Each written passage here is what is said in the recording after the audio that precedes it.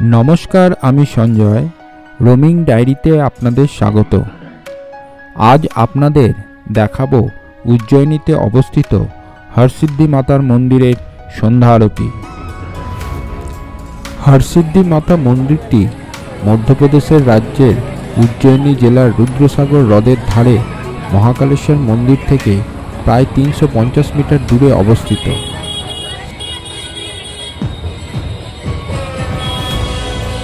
কথিত আছে যে একবার বনে ভগবান শিব ধ্যানে বসেছিলেন। সেই সময়ে চণ্ড ও মুন্ড নামে দুই রাক্ষস শিবের ধ্যান ভঙ্গ করার জন্য উঠে পড়ে লেগেছিল। তখন বাবা ভোলেনাথ মাতা ভগবতীকে বলেন ওই দুই রাক্ষসকে বিরত করতে। মাতা ভগবতী এসে ওই দুই রাক্ষসকে সংহার করেন। এই কাজের ফলে ভগবান শিব মাতা ভগবতীর উপর প্রসন্ন হয়ে তাকে বরদান দেন এবং বলেন যে, দেবী, আজ আপনি আমার কার্য সিদ্ধ করেছেন, আর কালান্তরে বনেই বিরাজ করবেন মাতা হরসিদ্ধি রূপে, আর যে ভক্ত আপনার দরবারে এসে আপনার পূজা করবে তার সমস্ত মনোবাঞ্ছা পূর্ণ হবে। সেই থেকেই মাতা ভগবতী এখানে মা হরসিদ্ধি নামে বিরাজ করছেন। এটি একটি শক্তিপীঠও বটে। এখানে সতীর হাতের কনুই পড়েছিল। কথিত আছে যে সকালে মা ভগবতী গুজরাটের পোরবন্দরের মন্দিরে অবস্থান করেন, আর সন্ধ্যেবেলায় উজ্জয়িনীর এই মন্দিরে অবস্থান করেন। এই হরসিদ্ধি মাতাই ছিলেন রাজা বিক্রমাদিত্যের কুলদেবী। শোনা যায় রাজা বিক্রমাদিত্য এই মন্দিরেই নিজে এসে মায়ের পুজো করতেন।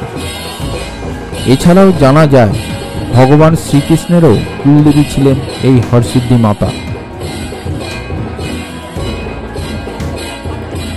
দেখুন প্রতিদিন কত ভক্তের সমাগম হয়ে থাকে এই সন্ধ্যারতি দেখার জন্য এই মন্দিরে।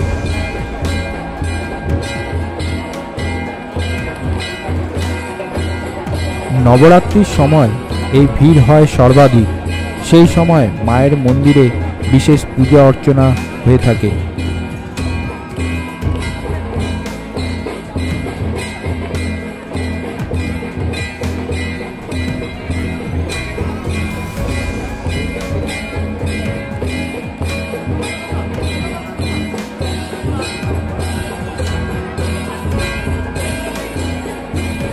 রাজা বিক্রমাদিত্য এতটাই মায়ের ভক্ত ছিলেন যে তিনি 11 বার মায়ের কাছে তার নিজের মাথা অর্পণ করেছিলেন। ফলস্বরূপ পরবর্তীকালে মায়ের আশীর্বাদে তিনি চক্রবর্তী সম্রাট হয়েছিলেন। চক্রবর্তী সম্রাটের মানে হচ্ছে একচ্ছত্র অধিপতি।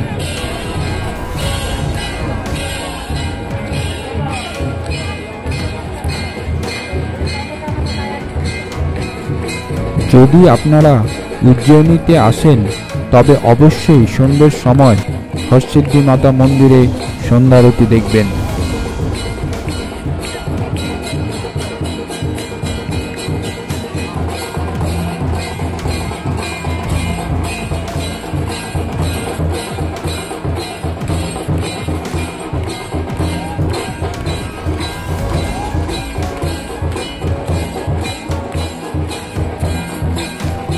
এখানে আমরা দেখতে পাচ্ছি হরসিদ্ধি মাতাকে।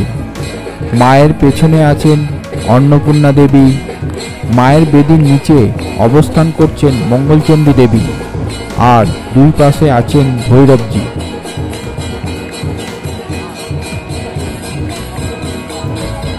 এই শক্তিপীঠ বিরল শক্তিপীঠগুলির মধ্যে একটি, যেখানে দেবী শ্রীযন্ত্র বিরাজমান।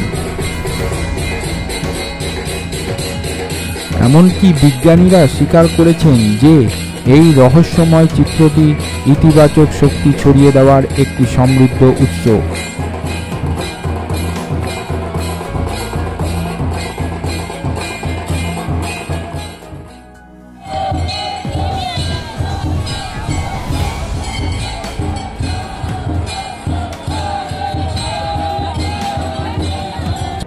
মন্দিরের ভিতর এই দুই দীপ স্তম্ভকে দীপ মালিকা বলা হয়ে থাকে। রাজা বিক্রমাদিত্যের সময়কাল থেকেই এই দ্বীপমালিকা। এখানে দুটো দ্বীপস্তম্ভে মোট 1011টা প্রদীপ আছে। শোনা যায় রাজা বিক্রমাদিত্য সন্ধ্যায় এই মন্দিরে বসে দ্বীপ রাগ সুরে গান করতেন, তখন এই প্রদীপগুলো নিজে থেকেই জ্বলে উঠত।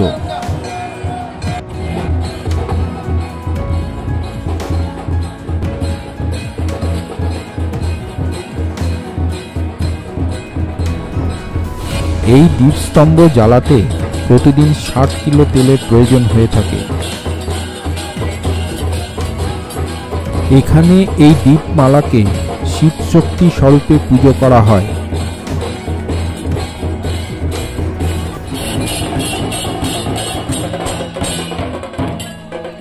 ভিডিওটি ভালো লাগলে লাইক, শেয়ার ও সাবস্ক্রাইব করার অনুরোধ রইল।